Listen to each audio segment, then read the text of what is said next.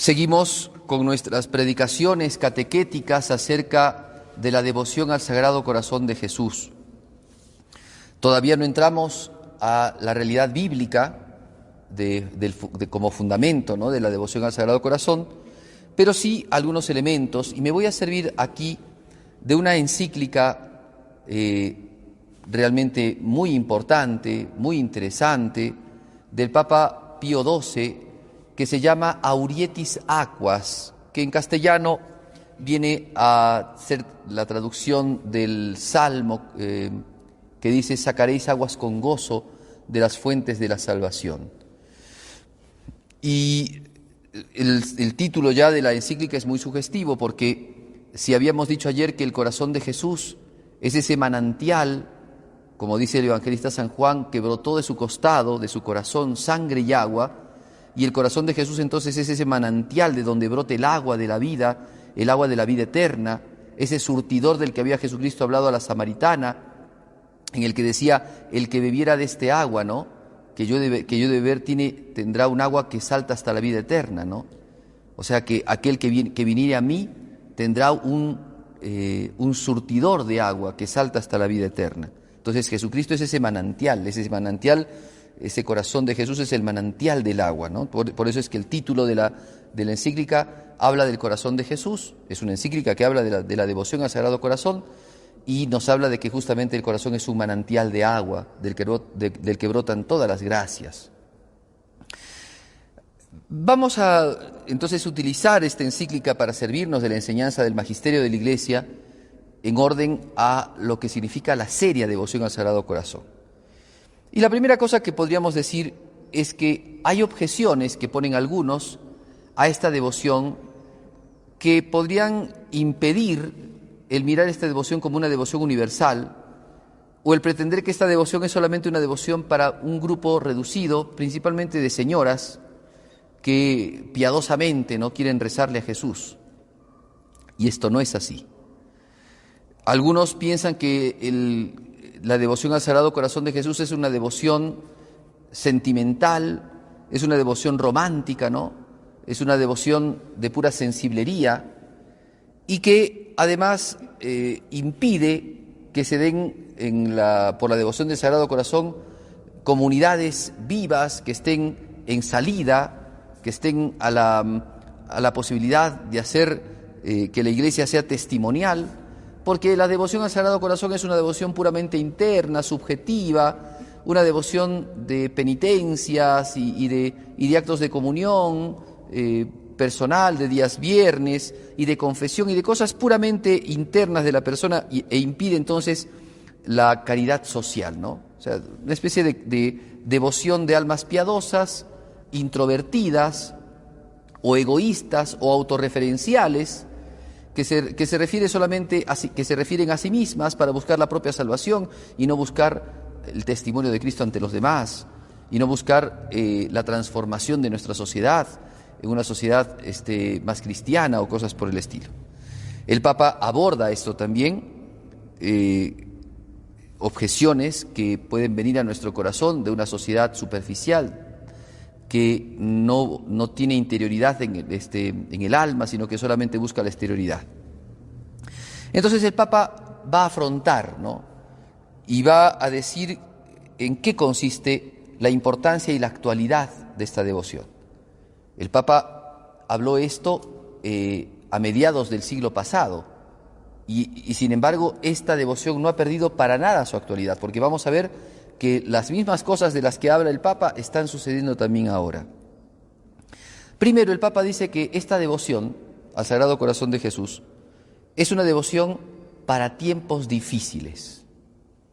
Si bien, como decíamos el día de ayer, la devoción es bíblica, del corazón de Jesús brotan la sangre y el agua que riegan la Iglesia con la gracia, la devoción surgió históricamente como una devoción popular, porque también habíamos dicho que la devoción era una devoción de místicos, de almas muy espirituales, que hablaban de comunión íntima con la sangre de Jesús, ¿no?, con Jesús que padece por nosotros, y en una configuración interna, ¿no?, mística, de unión de corazones. Pero la devoción popular surgió a partir del 1670, con la predicación de San Juan Eudes, pero por otro lado, con mucha intensidad y mucha fuerza, con las apariciones del Sagrado Corazón de Jesús a Santa Margarita María de Alacoque. Pero ¿qué sucedió en ese tiempo? ¿Qué había en ese tiempo? En ese tiempo empezaron a surgir un montón de elementos que cambiaron la situación de la Francia antigua y que transformaron la sociedad. Y eran momentos difíciles porque se estaba resquebrajando la fe en Europa y principalmente en Francia.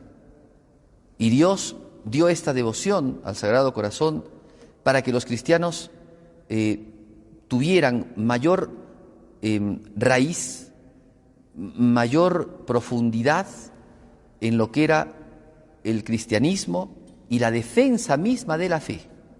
Después explicaremos un poco este tema. Pero el Papa, si bien no menciona estos hechos históricos, habla el Papa de la realidad concreta que vivían en ese tiempo. Si ustedes más o menos piensan en el tiempo en el que el Papa habló esto, estamos ya habiendo vivido la Primera Guerra Mundial y estábamos en la Segunda Guerra Mundial. Y el Papa habla de esta encíclica viendo cómo el mundo vivía una situación tan compleja, tan difícil, de tanto odio, de tanta violencia, como es toda la adversidad que se había vivido con la Primera Guerra Mundial y con la Segunda Guerra Mundial. Entonces, tiempos difíciles. Y el Papa dice, esta devoción la da nuestro Señor para que podamos soportar las pruebas en los tiempos difíciles. Porque cuando el hombre está pasando tiempos difíciles es como cuando el hombre está sediento de agua. Y por eso entonces Jesucristo dijo, lo dice el evangelista San Juan en capítulo 7, versículo 37, cuando estaba en la fiesta, ¿no?, de los judíos, en el último día de la fiesta, dice que Jesucristo se levantó y dijo, el que tenga sed, que venga a mí y que beba. Entonces, en estos tiempos, en donde también vivimos una situación muy compleja, muy difícil, en donde, como decía el Papa Francisco, esto se puede entender ya como una especie de tercera guerra por muchos conflictos que se han dado, conflictos armados, pero también ahora, por la realidad que estamos viviendo, hay bastantes pensadores, politólogos, que dicen que el desastre económico y social que muchas veces estamos viviendo es como el desastre de las guerras. Entonces, en esta situación en la que vivimos inseguridad, en la que vivimos miedo, en la que vivimos incertidumbres, la devoción al Sagrado Corazón nos enraiza más en la confianza de un Dios bueno, de un Dios amante, de un Dios que se ha convertido para nosotros en el agua que nos da la vida. Preciosa entonces es la devoción al Sagrado Corazón para este tiempo. Lejos de nosotros el pensar que es una devoción romanticoide para solamente viudas, ¿no?, o personas que quieren dedicarse, ¿no?, demasiado a determinadas oraciones vocales. Es una oración que enraiza nuestro corazón en el amor de Jesucristo. Por eso el Papa dirá que es la oración de la Iglesia, la devoción de la Iglesia. Primero, entonces, argumento importantísimo para encontrar la importancia de esta devoción y el fundamento, ¿no?, actual de esta devoción, que no es una cosa del pasado, sino una cosa del presente, porque Cristo quiere darnos confianza. Porque en esta situación, en el mundo en el que vivimos, necesitamos más de la confianza en Dios nuestro Señor para librar, ¿no?, este clima de miedo, de incertidumbre, de inseguridad que estamos nosotros teniendo ahora. Y para que esa confianza nos lleve a nosotros a tener la plena seguridad de que los hijos de Dios descansan siempre en Dios, porque Dios nos concede su alegría, nos concede su paz, a pesar de las dificultades y de las tribulaciones. Segunda razón, porque esto ya es para todo tiempo, es propio de los que han vivido la experiencia de Pentecostés. Lo hemos tenido hace un día, ¿no?, la fiesta de Pentecostés. y hemos recibido la confirmación, hemos recibido las primicias del Espíritu Santo, es propio, dice, de los que reciben al Espíritu Santo el conocer el amor de Jesús. Porque, como dice Jesucristo mismo en el Evangelio de San Juan, en el capítulo 14, conviene que Él se vaya, porque el Espíritu Santo que vendrá nos instruirá. Y como dice el capítulo 15, versículo 26, nos llevará a la verdad. El Espíritu Santo a la Iglesia nos muestra la verdad y nos instruye, nos enseña. ¿Qué cosa nos enseña? El gran amor de Jesucristo.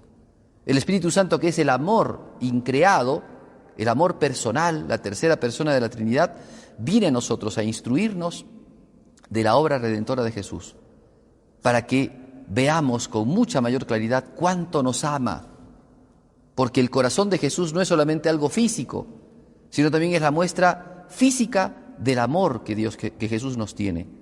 Entonces, cuando contemplamos el corazón de Jesús, contemplamos el amor de Jesús. Y ese amor de Jesús es muy importante contemplarlo, porque no solamente nos lleva a una especie de mirada, sí, Dios nos ama, sino también una respuesta de amor. Porque para que haya verdadero amor en nosotros, tiene que haber una respuesta. No solamente contemplar el amor de Dios, sino una respuesta. Y la devoción al corazón de Jesús no es una devoción que se quede en teorías. No es una devoción que se quede en una enseñanza puramente abstracta, sino que es una devoción que nos lleva a la práctica. Por eso, contra todos aquellos que dicen que es una devoción puramente mojigata, dedicada solamente a personas mayores, que les gusta rezar y que no tiene nada que ver con la acción social de la Iglesia, es todo lo contrario. El corazón de Jesús, la devoción al Sagrado Corazón, es una devoción que nos lleva a corresponderle a Jesús en el amor. Ya veremos de qué maneras le correspondemos a Jesús en ese amor y en qué grados. Pero es una devoción que nos lleva a amar, no solamente a saber que somos amados, sino a amar.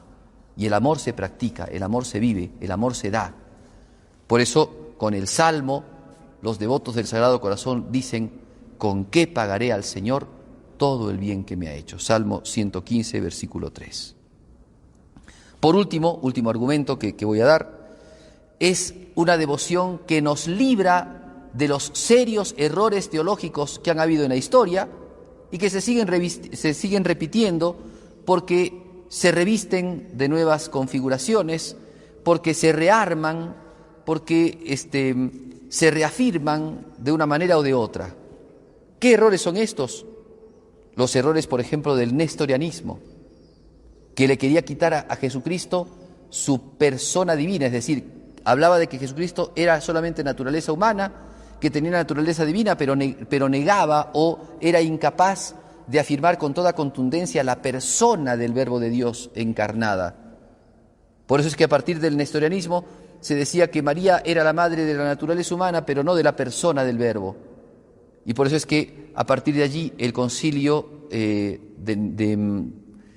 Éfeso va a hablar de que María es madre de Dios, porque antes ha hablado de que Jesús es Dios y hombre. En la persona del Verbo está la naturaleza la divina y la naturaleza humana.